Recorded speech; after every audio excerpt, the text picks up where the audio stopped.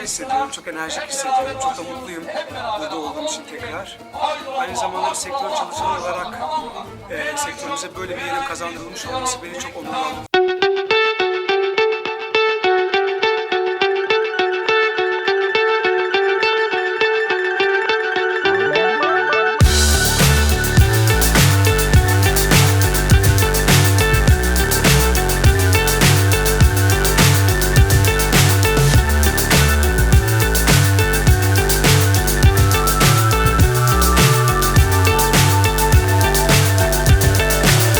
So high I'm hypnotized. What's up is down, what's left is right. Chasing stars and holding you. I can't see the end, but we'll see it through.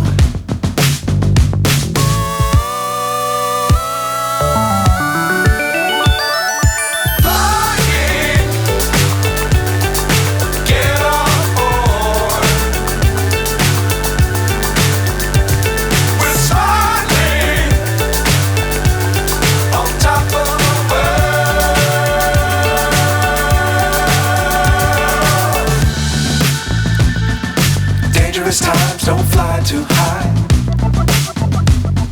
Be sure to keep the ground in sight. Fly forever if you keep it tight. Love the world but keep the sky on your mind.